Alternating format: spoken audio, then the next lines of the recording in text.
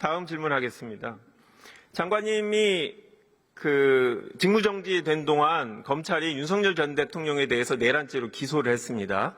나중에 보고를 받으셨을 텐데 수사는 처음에 장관으로 재직하시는 동안 진행됐고요.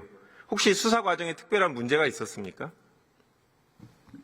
그 과정에 대해서는 제가 처음부터 보고를 받지 않아서 진행 과정을 정확하게 모릅니다. 공소장 보셨습니까? 공소장도 저희인데 개인적으로 보내주거나 한 사람이 아무도 없었습니다. 법무부 장관이 업무 복귀하고 나서도 전 대통령에 대한 내란죄 사건의 공소장도 아직 안 보셨습니까? 예.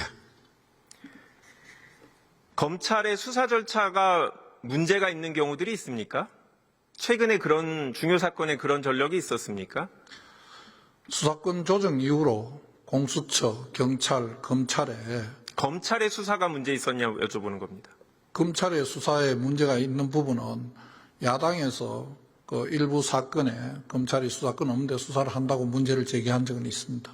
네. 이번 사건도 수사권이 없습니까? 검찰의 수사권이 없습니까?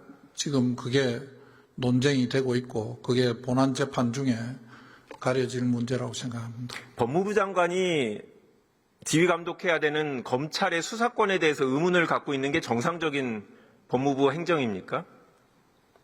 정상적인 법무부 행정이 아니고 저 개인 의견을 물으시니까 저 개인 의견을 말씀드린 겁니다. 그러면 지금 윤석열 전 대통령의 내란 수사에 문제가 있다고 생각합니까? 그 부분은 그 본안 재판부에서 구속 취소 결정을 하면서 그런 의견을 썼다는 것을 제가 알고 있습니다.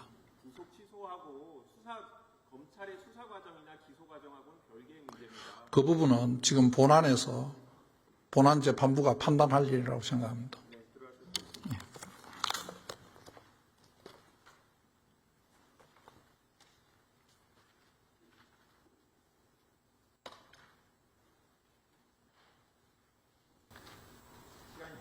잠시만 말씀드리겠습니다.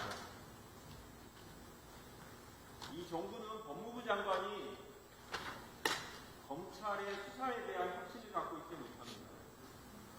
야당 정치인일 때 저희 정치인에 대한 수사는 법무부 장관이 직접 나와서 유죄로 구속돼야 된다고 이 자리에서 30분 이상 열변을 토했습니다. 그런데 본인을 장관으로 임명한 윤석열 전 대통령에 대한 수사에 대해서는 수사에 문제가 없다, 기소에 문제가 없다, 아무런 자신 있는 이야기를 하지 못합니다. 우리나라 검찰 수사가 이렇게 신뢰를 장관한테도 주지 못한다면 계속 직접 수사권을 갖게 해야 되는지 의문이 드는 순간입니다. 국민 여러분께서 아직도 많이 답답하시리라 생각합니다. 6월 3일까지 얼마 남지 않았습니다.